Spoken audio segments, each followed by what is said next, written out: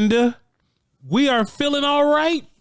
We're doing good. Bryan Broaddus is in the media room.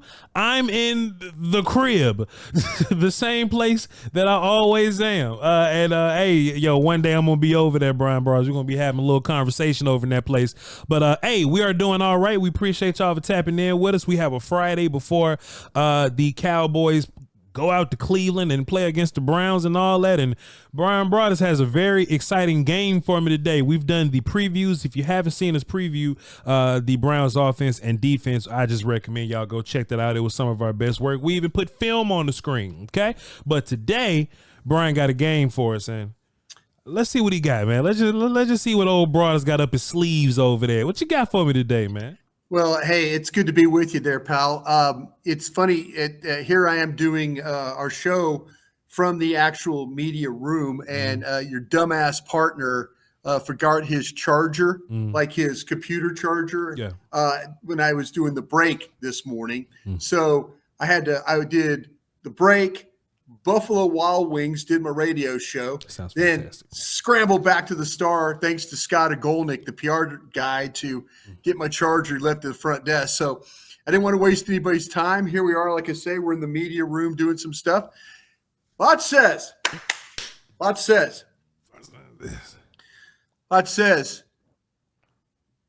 to ask you this question, Voch. If last night's situation came down to a 2-point conversion, potentially in this game with Kansas City and Baltimore, do you feel like if Mike McCarthy was put in the same situation, because immediately you saw John Harbaugh went 2, he didn't even hesitate. Yeah. Do you think your ball coach or you would have been as bold in that football game? I'm a little different than Mike. I think Mike is a little more conservative of a coach by nature. You know, I would like to think that if I was in that position, I would like to be a little more aggressive, but I'm also not foolish enough to just think that everything is going to be the same example. Sometimes you have to go with how the game gives you information, right? You have to go with the flow of the game. And if I had to guess, John Harbaugh's idea of the flow of the game is that Kansas City been kicking their ass all game. Yeah. That defense been playing tough all game, and points were hard to come across. So right. I guess the question for Harbaugh that he probably asked himself is, do we want to win a game driving 70 yards and possibly putting Mahomes back on the field and playing defense against that dude? Or do I want to win a game going 2 yards? Now, if it's Voch Lombardi, I'm going to find whoever's, well, I'm calling the plays, and I guess it's Mike McCarthy, but I'm going to have a damn conference with my offensive minds and go, what's our best 2-yard play? And this just ain't any game. This is a game versus Kansas City, to where this could mean something later on down the year, right? Like, this could be bye week. This could be I need the best 2-point play that we got. What are we 100% on? And I'm calling the play. Mike McCarthy, I feel, will kick that damn field goal with Brandon Aubrey, and we'll trot back out there and play some offense. Now, if Dak Prescott has been killing the Browns all day, then, man, I'd risk it for the biscuit and go back out there. But if the Browns been whooping up on us, why is the game this close? You know what I'm saying? If we scored 30 points and the Browns scored 30 points, it's a tough day for us. Let me just go for 2 and see if I can win this damn game. But I think that Mike McCarthy would play for the overtime. But if it was up to me, I would be playing for the win. How about Harbaugh? He didn't even hesitate. I mean, he catches that ball and tap, and it's like the referee goes hands up. Mm-hmm. Harbaugh's giving it on the field. He's like telling him, and they're like, he didn't even flinch. Mm-hmm. And you know what? This is where I give Mike McCarthy a lot of crap. Sure. A lot of the times. And I'll give any coach crap about this. And you said it earlier. Know the condition of your team. Mm-hmm. Know the condition. Know the condition that if you send your defense back out there again, it's going to end badly for you. Or, hey, we've rallied from 17 points down. Yeah. They haven't stopped us yet. Mm-hmm. They haven't figured it out. This is what I don't like about coaches sometimes. They get through 58 minutes of a game, and the last 2 minutes of it, they lose track of really how the game has got to that point. And I just would have worried that, like you said, Baltimore feverishly coming back. I mean, they're trying. I mean, it's not looking good at times, but here we are. It's like, and I think he called that game in a way he went for 2 or wanted to go for 2, just for the reason you gave. He doesn't want to have to deal with Mahomes anymore. Sure, he just doesn't. Now you're going to deal with Deshaun Watson. I would definitely play 5 quarters against Deshaun Watson, Bryan Broaddus. That's a little different. Yeah, that's what I'm saying. You're liable to kick the ball out of bounds or out of the end zone. It's going to be at the 30, and the next play, he's going to fumble or do something stupid or throw an interception. And you're going to get the ball back and kick a field goal and win the game. Yeah, but I think it was when it playing against Pat Mahomes and Andy Reid, it's a little bit different. I think if it was flipped around as well as I know Andy Reid, sure, I think Andy would have kicked the extra point. Also, too, Brian. Also, too, and Andy's got great. I mean, Andy's got great. Sure. When you get down creativity down in that red zone, 2-point Pacheco, plays. And they've got guy. I mean, they'll spin around, they'll run a single wing. They'll do anything to. They've got good 2-point plays. Brian, if I was Mike McCarthy, there's a game last year that would be sticking in my mind when we talk about this situation or whatever, and that's that Miami game. Is Dak Prescott in that offense, they drove down and they gave you what you needed, a beautiful Brandon Cooks touchdown. We keep talking about this damn Brandon Cooks, the back corner of the end zone to the left side. We drive and all we need is a stop, Bryan Broaddus. Can we get one stop? Hell no, we can't get one stop, Bryan Broaddus. If it's up to me, I know. Shouts out to Mike Zimmer, and I'm sure there's big change coming with Mike Zimmer, but I ain't putting that defense back on the field. That game, in my personal opinion, if it was me, that Miami game last year should have made Mike McCarthy a much more aggressive coach, man. I'm trying to get as many points as I can because I don't want to rely on nobody else but me and my offense.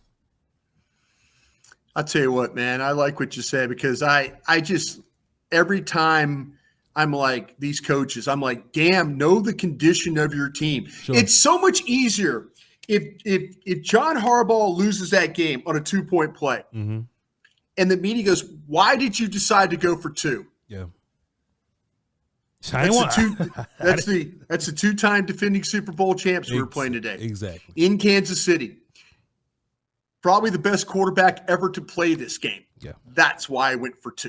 And if another question is asked by the media, take that guy or gal's card away. Yeah. If another question is asked, all you had to do was explain 2-time defending Super Bowl champ, Andy Reid coach, Pat Mahomes on the road. Yeah. Is there anything else you want to know about what we're doing today? Anything else you want to know? Brian, let me ask you a question, man. There was something that kind of went across my mind as I was watching the Ravens and all that, and we're tying this in the Cowboys, of course. Ravens playing in 3 weeks here, right? 100%, Mr. Wolf. We're gonna be against them, but Mark Andrews is their tight end 1. Yeah. But that Isaiah Likely kid, I remember watching him in draft season. That Isaiah Likely kid just as a tight end number 2, right? Yeah. Now, John Stevens got a hurt hamstring. He's not playing this week, right? But do you think the Cowboys could use John Stevens like the Ravens are using Isaiah Likely just as an athletic? He's kind of a receiver or whatever, the more pass catching tight end type guy.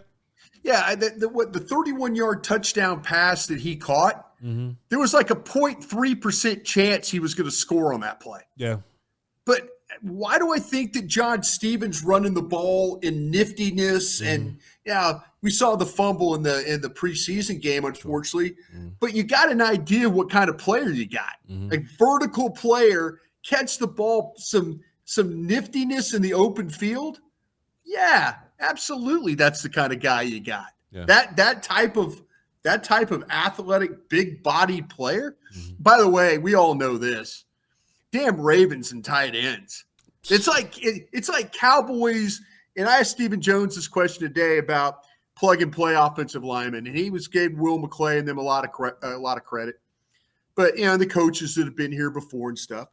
But there's certain teams that have an idea of how to go get positions. Yeah, they do. It's like every time. The Ravens. It always seems like the Ravens have always had a good tight end. Sure do. Always had a good tight end. Sure Hell, do. you could go all the way back to when Ozzie Newsome was playing for Cleveland before they moved to Baltimore. Yeah. They go that far back with tight end play. But yeah, I to answer your question, yes. I think you can see something without John Steven. Yeah. Voch, I want to know this. If I gave you a choice on your inactives this week, what's about to happen here? Okay. Is this the Scantron sheet we're working off, or is this a new page? Yeah. Okay. The Scantrons. Here we go. If I had to give you a choice, this is pretty simple.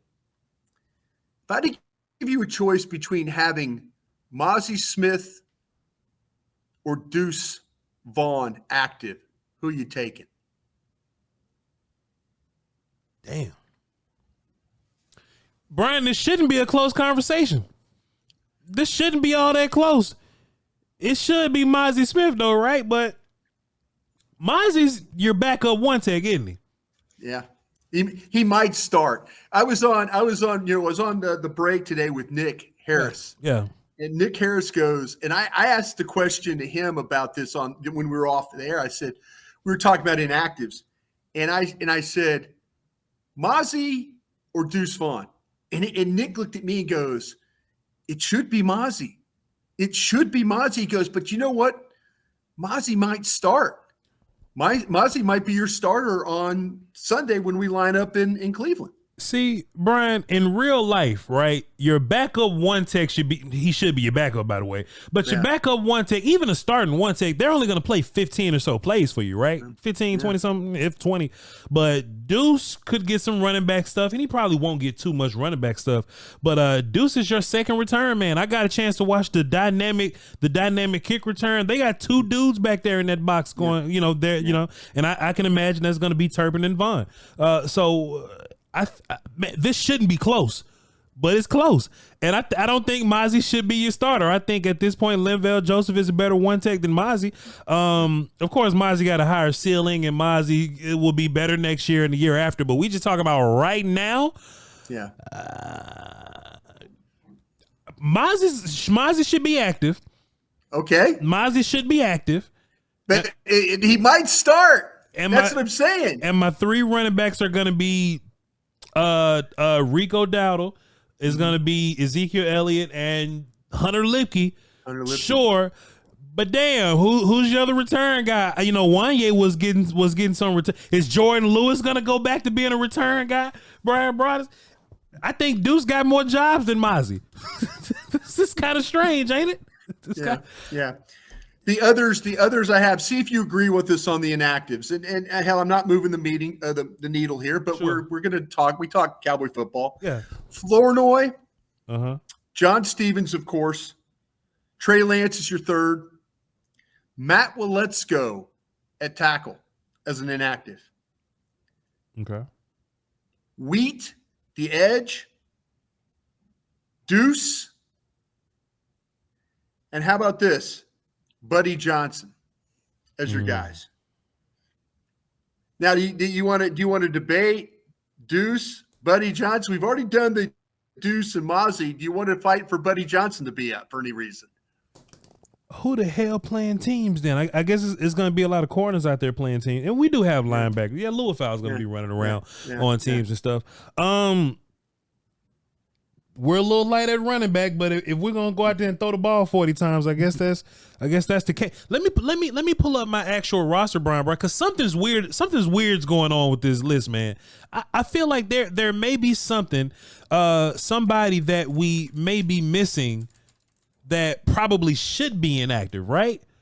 We thought about I had Andrew Booth. I had an Andrew Booth initially I have enough guys. You need 7 guys, right? Yeah. 1, 2, 3, 4, 5, 6, 7. Yeah, I got 7 guys.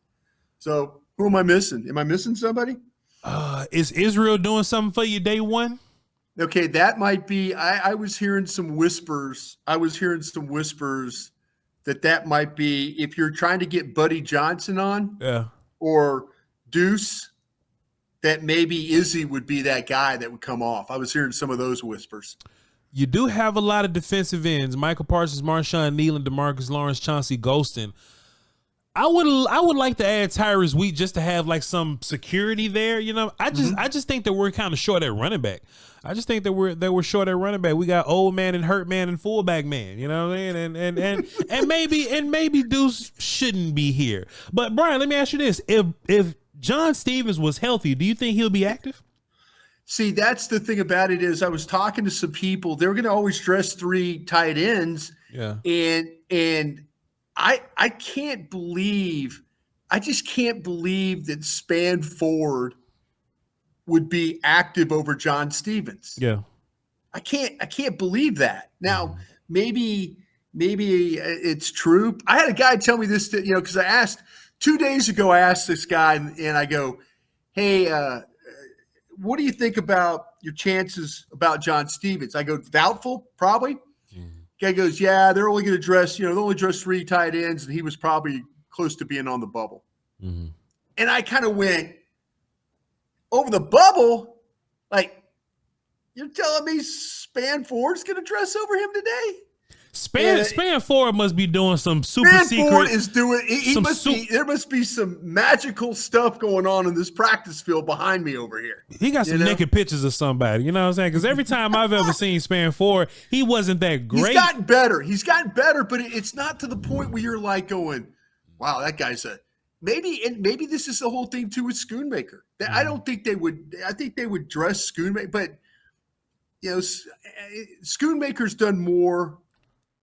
God, listen to me what I'm saying here. Mm-hmm. Schoonmaker's done more than Mozzie. Is that possible? What you say now? You say Schoonmaker did more than who?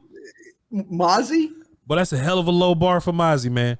I'm just saying, man, that to me, if you're looking at inactive cats, I mean, if all the tight ends were healthy, I think I would sit Spanford, but if they were to sit Stevens, that would be a surprise to me. Yeah. That would be a surprise. Yeah. I mean, he's gonna sit this week because he's already out. But I'm just kind of, I'm gonna say this, but I ain't gonna say nothing else, Bryan Broaddus. CJ Goodwin is really putting a hamper on this team, man. I ain't gonna say nothing else though. You know what you're about to do? These walls are about to just on top of me at this building. I ain't gonna say nothing else. But CJ Goodwin is really putting us in a headlock here. You and I might be doing work over here by this place. Yeah. They will hunt us down with our takes on CJ Goodwin. I hope they know how to wrestle when they get here. But yeah, Brian, I don't, and then also too, something we got to do. I don't want to overrate anybody that's not active. Yeah. You know what I mean? Yeah, right. We've already fought to have these guys as practice squad guys, or we fought to get them on the 53. Yeah. But if you look down the list, we're like, all right, can I use you on game day? I would love to see what the team's units, who the 2 return guys are going to be if Deuce isn't active. But at the end of the day, let's not overrate Tyrus Wheat. Let's not overrate Buddy Johnson. Buddy Johnson's good to have in case of an emergency, but let's not overrate him. Okay. But let me ask you this then. Please. Let me ask you this. Please. As you're looking at this, is there any reason to keep 3 quarterbacks? If you're going to go light at running back, any reason to keep Trey Lance active or something? If anything happened to 4, we in some deep shit, Bryan Broaddus. So I'm just saying, dress 3 quarterbacks. Just dressing them. I mean, so like, doesn't the league give us a rule to where like Trey Lance is we can have emergency dude. We have an emergency dude, but we don't need it. We don't need an emergency guy, man. We don't need an emergency dude. So you don't want the 3rd quarterback to be active to play other stuff. You want the quarterback to play running back? What you I'm just saying, man. Trey Lance gonna be a hell of a returner, Bryan Broaddus. But nah. I think this is the list. I think this is what the list should be. I would maybe try to get Booth on the not active list or something like that, and try to add somebody else. But this is, none of these guys are making a big difference on game day. Yeah, gotcha. I got you about that. Okay. Dude, let me ask you this.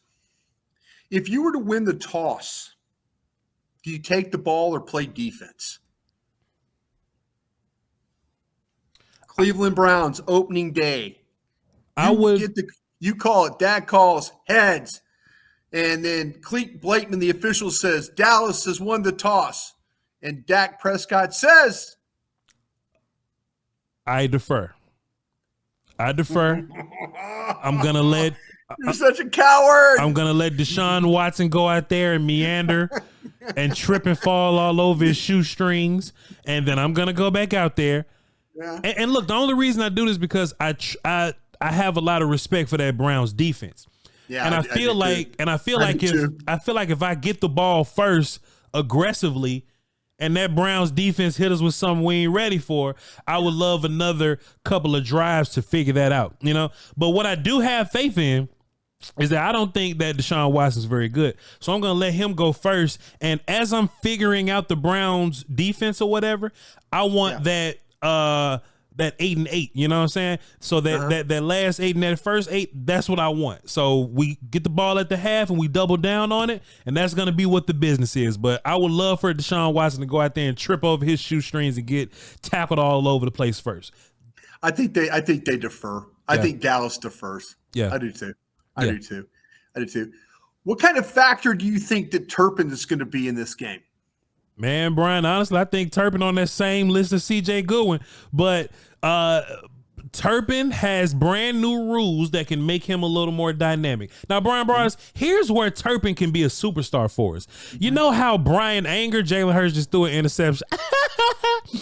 I'm sorry, Brian. Did it come all the way back? How far to go? Jalen Hurts was like at the 5, and Green Bay caught it at like the 40, and Green Bay returned it to like the 25 or something like that. There you go. All right, go Pack, go. So, Brian, you know how Brian Anger is secretly like a secret weapon for that defense? Like he can pin guys down, and that defense makes it really good. Yeah.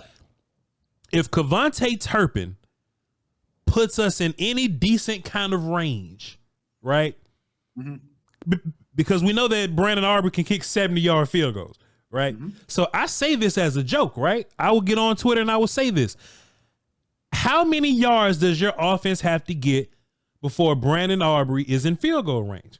And the answer is anywhere between 25 to 35, right? So if Kevontae Turpin can make that number even less, if he can give us anything as a damn return guy, if the ball's on the 35, that's great for the offense. We drive 20 or so yards, we in field goal range, So I do think if Turpin can take advantage of this dynamic kick return rule and be a Devin Hester-like character for us, I think that'll be good for our offense because it gives Dak in the offense this breathing room to where, all right, if we're not perfect, Brandon Aubrey can at least get us 3.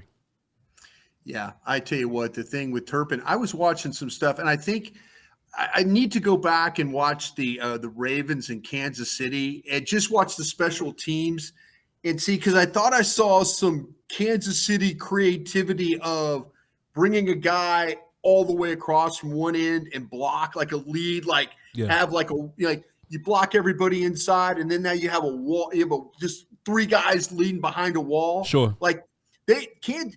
I don't think coordinators were showing anything but Bones Fossil had some things out here. I remember watching the OTA practices and I'm going, damn, if Turpin catches the ball on the move going forward, the damn ball was at the 40 every single time before the guys even reacted. That's huge for the offense, Brian. If every series we get the ball around 40, 45, or even the 50, that's huge for your offense. First down. Yeah, exactly. Because now you have this dynamic offense, and I'm not being hyperbolic, but you got a kicker that can kick from the logo.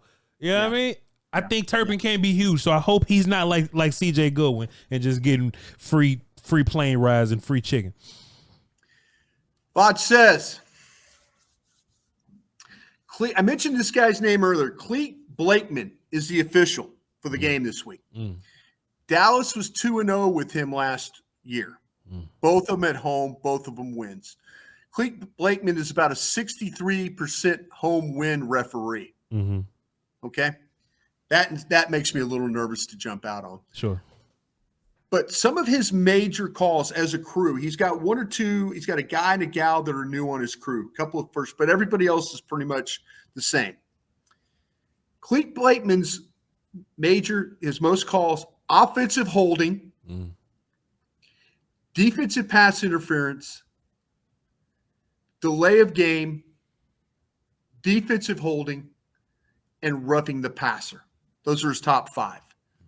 Offensive holding, defensive pass interference, delay of game, defensive holding, and roughing the passer. Which one of those penalties should the Cowboys be worried about the most with Clete Blakeman calling this weekend? Offensive holding. We have our whole left side, really. Our whole left side is Tyler Guyton and big Tyler now, because he's big Tyler Smith now. Those both are guys that are athletic specimens, right? Yeah. But they're both reformed back grabbers. You know what I mean? And shouts out to the work that they do. They do really good work working on their hands, their hand placement. But every now and then in that wrestling match, Tyler Smith will still, get around your back a little bit. Tyler Guyton in particular, if he's fighting for his life, sometimes he may put his hand on your back just to live to fight another day. Right. We don't get a lot of calls like that from Zach Martin, because Zach Martin is a gangster and he's powerful and he believes hands in that inside, power. He's always consistently hands inside. So if there's anybody that can hold a bunch, it'll be our left side guys. Now, I don't think our DBs have a big holding problem or anything like that. They've got defensive holding he's got defensive holding as number 4. That pass interference part at number 2. Do you worry about with Diggs? We don't really. No, we don't. We don't really get too handsy like that. We don't. As we can get double moved. Our corners can get double moved to death. But they don't really get handsy in that way. And hey, if Clete wanna call some holding penalties, this would be a good first game for Micah Parsons to actually draw some holding calls. Because last year he just did not. John Hussey and his crew refused to throw the damn flag on Parsons getting held. So I think holding can be bad and beneficial for us. Do you think there's an advantage with their defensive line that maybe Dallas gets some roughing the passer calls? I would love for Dak is too tough for. I don't want Dak to get hurt, of course, but I'm not opposed to, like, if he throws it and there's like a hand scrape across the face, the helmet. Nothing, just like, and then Clete Blakeman's like, whoop, hands to the face, roughing the quarter, roughing, hands, face, all that stuff. Brian, you ever watched Josh Allen? How he kind of flops around a little bit. He's the biggest quarterback in the league, but he'll flail and fall down. Yeah. I think Dak is too tough for his own good sometimes. Dak will stand in there and be big and tough. I think if Dak simply just fakes and falls down a little bit more, I think we'll get a lot more roughing the quarterback calls for sure. Worry anything about the new center and maybe any delay calls? I think BB is going to be perfectly fine. And I think that'll be more of a problem if we're at home, because if we're at home, we're more confident as an offense, and we want to be loud. We want to talk. We want to make adjustments. We want to do a lot of moving and stuff. But on the road, we may be like, "Hey, man, look, this the play. We gonna call it. Let's get in, get it out." Oh yeah, you're gonna stay stationary and then go. Yeah. I remember being a center, Bryan Broaddus, once upon a time, and I just love calling back to this. But when we're at home and the band gets to shut up a little bit, we make all the calls. We do a lot of talking. We do a lot of checks at the line of scrimmage, a bunch of adjusting. But sometimes in hostile environments on the road, hey man, just call the play and run it. Call the play and run it. There you go. All right, my final question for you, my friend. Mm-hmm. Where are your eyes going to be the first series of the game if they're on offense? If the Browns are on offense? Dallas is on offense. If Dallas is on, where your eyes going to be first snap? Me, Mike McCarthy, Dak, Schottenheimer, yo ass, anybody watching, we need to find 95. We need to go find 95, and if he's in B gap, we can take a breath. If he's anywhere in B gap, we can take a breath. But if his ass outside versus Terrence, or if his ass over there versus Tyler Gayton, we about to hold our breath. We need to find 95. Look, everybody on there is tough. Smith, those guys are tough. Dalvin, Shelby, man, I feel you. JOK, we need to find him. Sure. We need to find 95 and see who he lined up against, and we need to see how fast the ball comes out. Plus, Brian, I'm looking to the backfield. Who's the first running back out there? That's what I thought you were going to say. I thought you were going to tell the running back first. Brian, we ain't got time for running back politics with 95 on the other side trying to kill us. You understand me? What about you? I tell you what, I initially thought my eyes are going to go from center to left tackle quick. It's gonna be here we go. It's gonna be okay. Eyes there, two eyes out. Yeah. What happened? Philadelphia doing bad. I saw you glance over there. What's going on? No, I'm just looking over there. Green Bay kicked the field goal. They gave the ball to Saquon, and they did nothing with it. There we go. Yeah, Brian, let me tell you something. You're gonna just see me on social media. Anything bad happening to the Eagles, I'm just gonna be a giggling fool. I know what's about to happen. Okay, the final question in on this one then, too. Yes, sir. What about on defense? And now sometimes the TV copy you can't tell, but are you going to look where Micah is, or are you going to look where Mozzie is, or are you going to try and get the best you can to see what Carson does off the line? See, Brian, when we're in preseason football, we're still scouts at the end of the day, and we're just evaluating, right? So in real life, we're looking for the best players in a real game, but in the preseason game, I'm looking for the young guys, right? So we only care about Mozzie when we watching film the day after or in preseason. I don't care about Mozzie right now. I'm trying to see if Zimmer's upholding his end of the discussion, right? He said he's going to move Micah Parsons all over the place. I would like to know what that looks like, we want Micah to be everywhere, but we don't want Micah to just always be everywhere needlessly or just accidentally everywhere. We want Micah to be everywhere with purpose, right? So on these passing downs, go find the left tackle. Go find him. On these rundowns, I would love to see Micah be fast and run sideline to sideline. Micah, half of his sacks last year were somewhere in A gap. I want to see how much Micah lines up in both those A gaps, right? I think this defense is going to live and die by 11. Just as much as the Browns have a good defense overall, but they live and die by 95. I think we have a good defense overall, but we live and die by number 11. And if Mike Zimmer's smart enough to go, okay, we know the Browns want to run the football. They don't want to run at 90. Yeah. Let's see if this side of our defense has been patched up for the run game.